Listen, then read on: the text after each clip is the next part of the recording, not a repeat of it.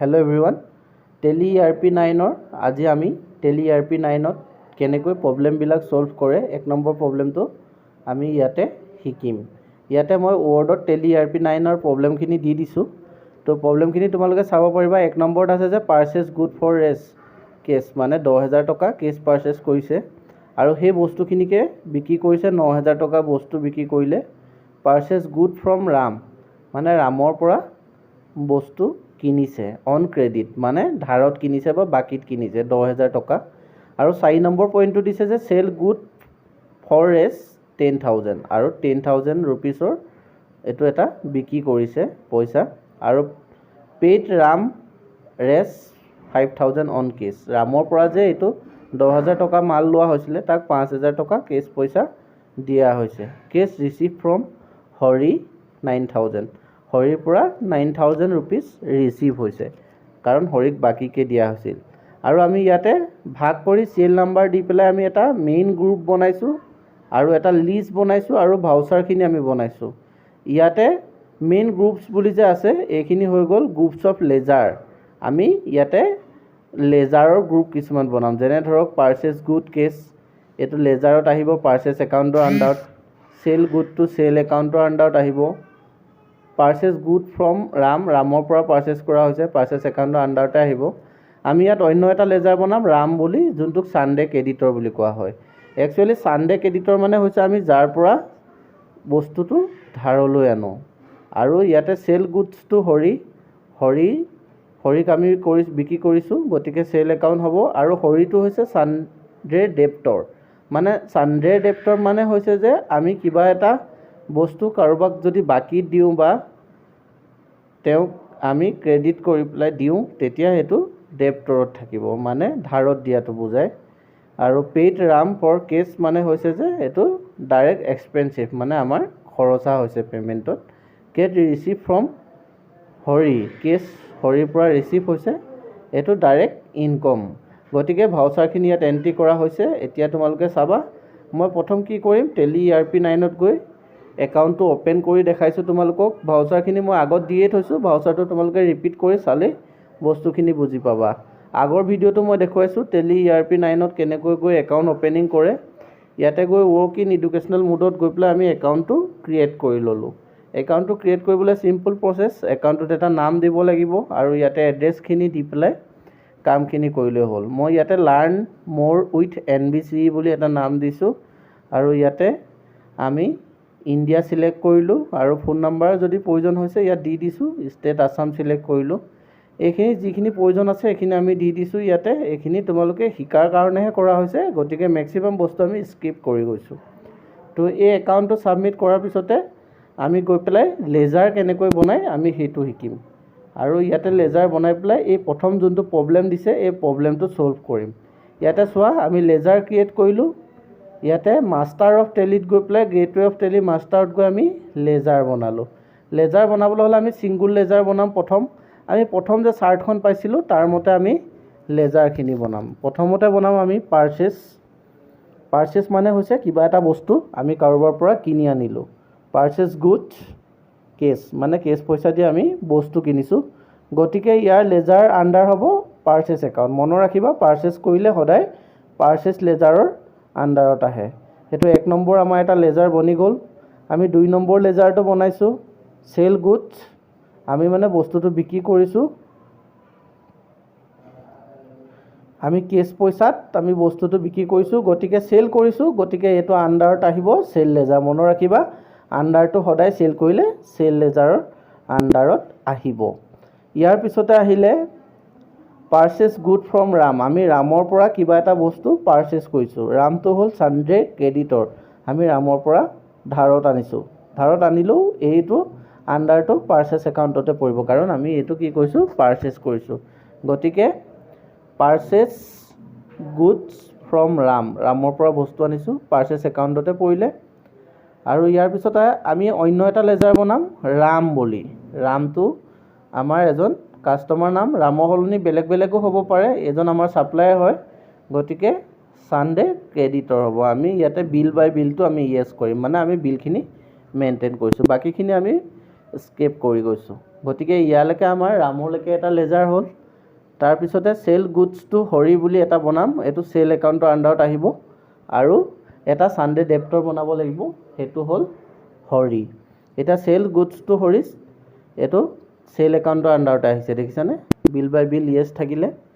ইয়াৰ পিছতে আহিলে আমাৰ হৰি বুলি অন্য এটা একাউণ্ট আহিলে।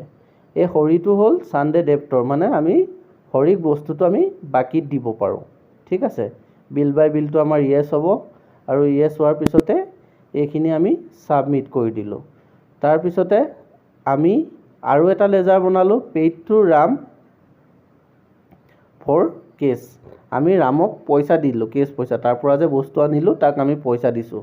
এতিয়া আমি যেতিয়া পইচাটো দি দিম তেতিয়া আমাৰ এইটো পইচাটো খৰচা হৈ যাব, গতিকে আণ্ডাৰটো হ'ব ডাইৰেক্ট এক্সপেঞ্চেছ, আমি যোনটো খৰচা কৰিছোঁ সেইটো।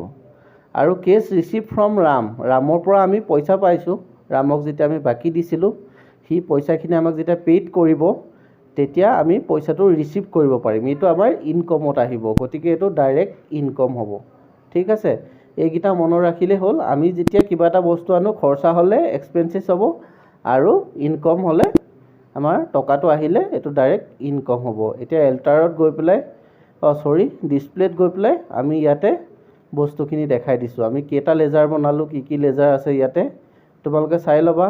কেছ ৰিচিভ ফ্ৰম হৰি এটা লেজাৰ আছে, এইটো আমি ডাইৰেক্ট ইনকম হৈছে। হৰি বুলি এটা লেজাৰ আছে। গতিকে এনেকৈ আমি বিভিন্ন ধৰণৰ লেজাৰকেইটা আমাৰ ইয়াতে যোনকেইটা প্ৰয়োজনীয় লেজাৰ আছে এইখিনি লেজাৰ বনাই ল'লোঁ।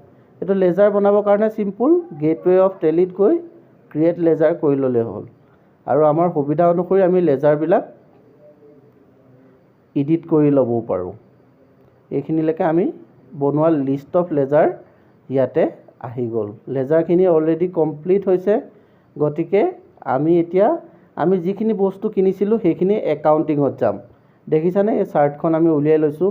ইয়াতে যোনকেইটা ইম্পৰ্টেণ্ট পইণ্ট সেই পইণ্টখিনি আমি এতিয়া গৈ ইয়াতে কৰিমগৈ।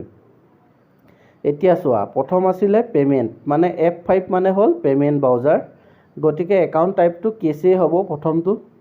এতিয়া আমি ইয়াতে কেছ কৰিম, কেছ কৰাৰ পিছতে আমাৰ ইয়াতে পাৰ্টিকুলাৰ্ছ আহিলে যে আমি কি কৰিম, পে'মেণ্টত হ'ল পাৰ্চেছ গুড কেছ, আমি কেছ পাৰ্চেছ কৰিছোঁ বস্তু এটা, গতিকে কিমান টকা কৰিছিলোঁ এইটো চাবলৈ আকৌ আমি ৱৰ্ডৰ ডকুমেণ্টছটোত যাব লাগিব। ইয়াতে দেখিছানে 10,000 টকা আমি কেছ পে'মেণ্ট কৰি আনিছিলোঁ, গতিকে এমাউণ্টটোত আমি ইয়াত 10,000 টকা এটা ইয়াত ভৰাই দিছোঁ।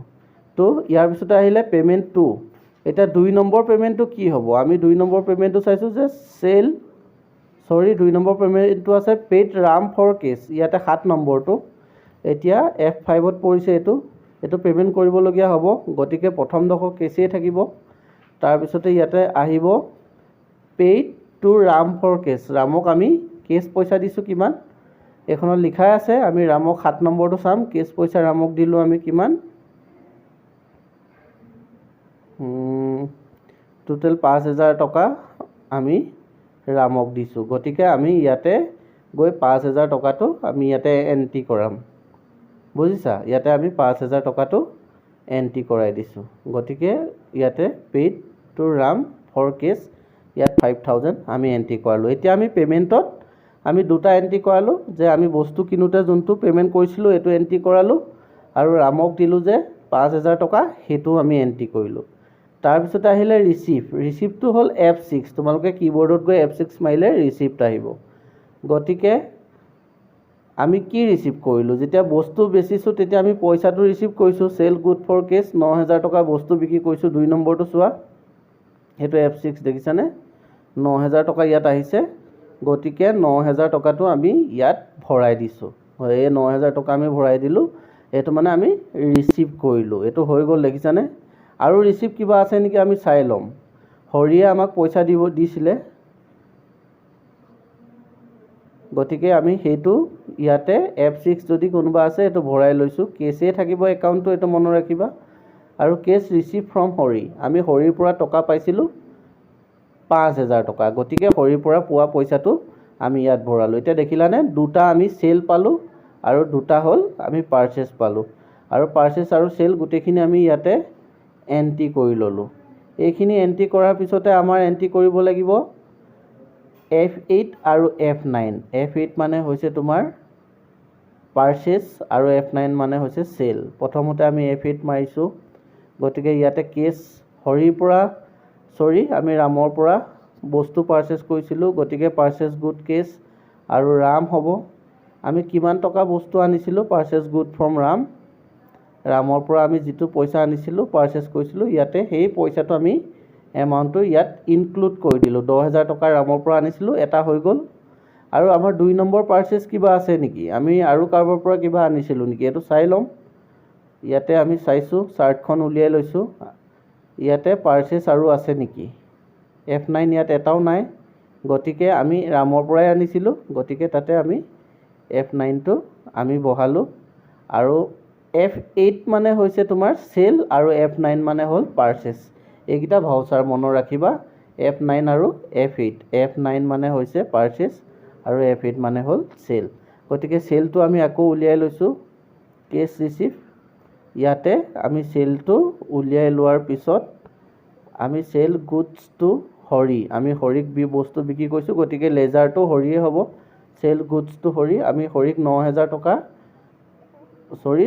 টকা মাল বিক্ৰী কৰিলোঁ আৰু এইটো ইয়াত এণ্ট্ৰি হৈ গ'ল। আৰু চেলৰ কিবা আছে নেকি আমি একবাৰ চাই লৈছোঁ, আৰু ইয়াতে নাই, গতিকে ইয়াতে আমাৰ লাইবিলিটিছ কিমান হ'ল, পাৰ্চেছ কিমান কৰিলোঁ, আমাৰ খৰচা কিমান হ'ল, আমাৰ প্ৰফিট কিমান থাকিলে গোটেইখিনি ওলাব। এইটো তোমালোকে কৰি চাবা। ইয়াতে তোমাৰ টোটেল যোনটো প্ৰফিট হয়, নেট প্ৰফিটটো 3,000 ওলাব লাগে। যেতিয়া 3,000 ওলাব নেট প্ৰফিটটো, তেতিয়াই গম পাবা যে তোমালোকৰ এনচাৰটো শুদ্ধ হৈছে। ঠিক আছে, ইয়াতে গৈ পেলাই তোমালোকে প্ৰেক্টিছ কৰি চালেই গম পাবা যে তোমালোকৰ এনচাৰটো গ্ৰছ প্ৰফিট হ'ব 3,000। গতিকে এইটো তুমি প্ৰিণ্ট কৰিবও পাৰা। প্ৰিণ্ট অপশ্যনত গৈ পেলাই প্ৰিণ্ট কৰিলে তুমি চাবা যে তোমাৰ টোটেল এক্সপেঞ্চিছ কিমান হ'ল, তুমি কিমান টকাৰ মাল আনিলা আৰু তোমাৰ প্ৰফিট কিমান হ'ল, গোটেইখিনি পাৰ্টিকুলাৰ টাইপত তোমাৰ ইয়াতে ছেভ হ'ব। তুমি এইটো প্ৰিণ্ট কৰি তুমি কাষ্টমাৰক দিবও পাৰা আৰু লগতে ৰাখিবও পাৰা। ঠিক আছে, এইখিনিলৈকে ভিডিঅ'টো চোৱাৰ কাৰণে তোমালোকক ধন্যবাদ।